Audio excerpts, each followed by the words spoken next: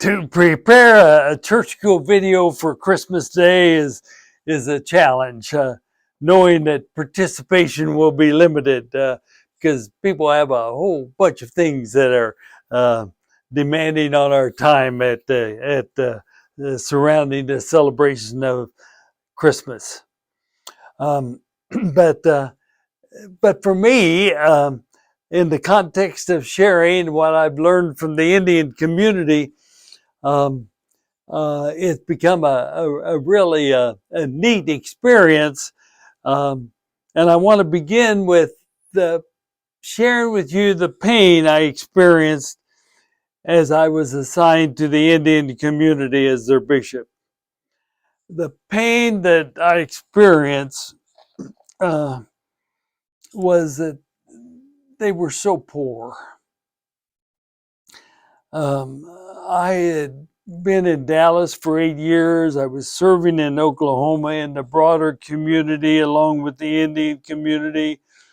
In my home conference in Kansas, all of these entities had resources at their disposal for seize opportunities in mission and ministry. And when an opportunity to respond to anything arose, the faithful community had the confidence that whatever the financial cost was, we would give until it hurts to be sure that the mission of God's love could be accomplished.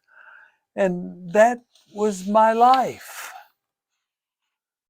Well, all of a sudden, serving among the permanently poor um, was a shock. To illustrate, in 1996, when I went to be a part of the Indian community, the highest salary in that conference of pastors for a person with a college degree and 3 years of graduate school, the highest salary is $13,000, far below poverty level in the United States. But soon to my amazement, I discovered a people that knew how to give. And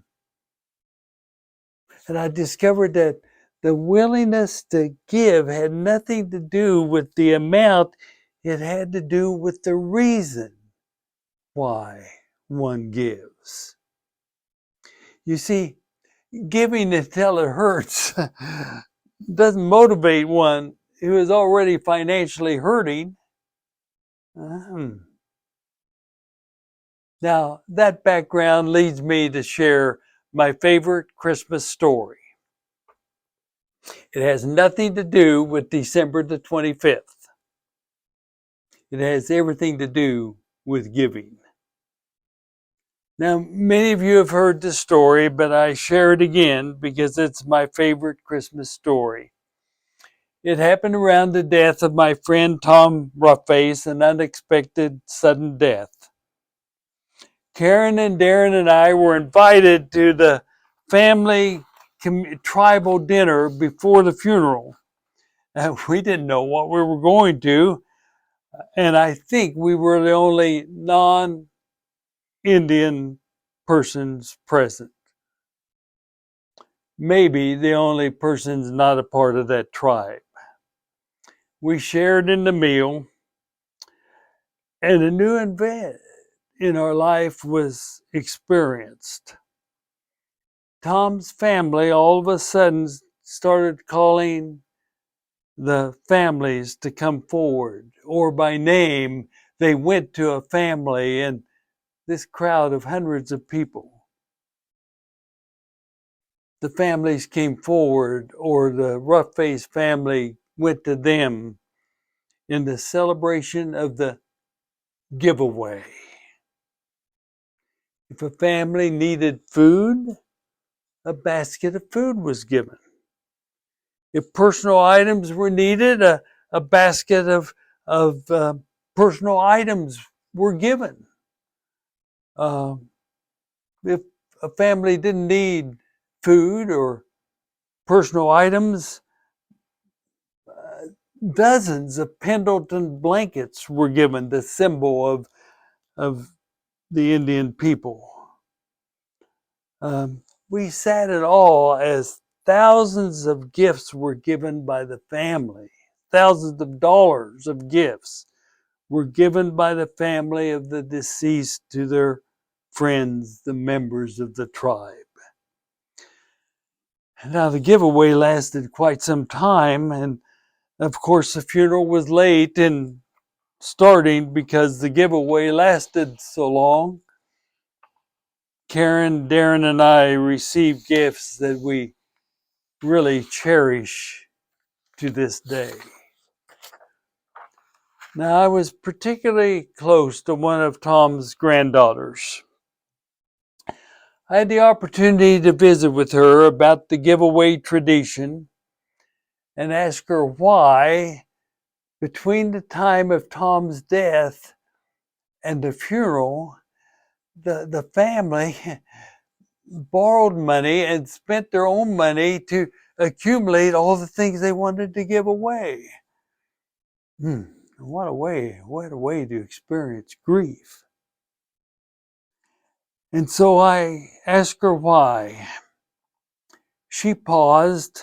She was such a thoughtful young woman, and responded with these words: our family has simply learned that we must give until it heals.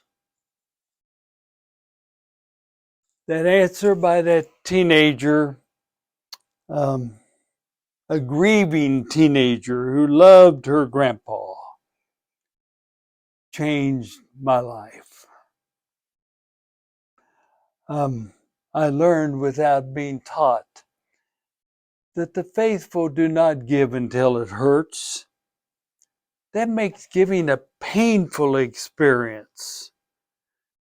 Rather, the faithful give until it heals. That makes giving a joy-filled experience. I have never seen a family enter a funeral service so full of joy than the rough-faced family that day, because they had given until they were healed. Truly sacrificial giving rather than receiving. The difference is amazing. To give until it hurts enables pain to put a stop to giving. Giving until it heals, that's never ending. Giving until it hurts is a negative experience. Giving until it heals is a positive experience of joy. This is why this is my favorite Christmas story. For the gift of love to the world in the life of Jesus is all about divine giving until it heals. For the divine gift of love in the flesh of Jesus was a gift of healing to a world of violence, destruction, upheaval, war, and death. This divine gift was for the healing of a broken world 2,000 years ago and in 2022. You see, to follow Jesus, I believe, is to join the divine parade of those who will give peace, justice, mercy, and love against all odds until the brokenness of the world is healed. That is the divine gift in the life of Jesus. And we're called at Christmas time and on this Christmas day to follow him, the one who gave all that the brokenness of God's world might be healed through love. Yeah, I believe we're called to be those who give, not until it hurts, but give the gift of love until the world is healed. That is the best gift and the best learning I had of living and working with the Indian community for 8 years. And for your thought and conversation in this Christmas week, I would simply ask you the question, what are your stories of those who give until it heals? Thank you.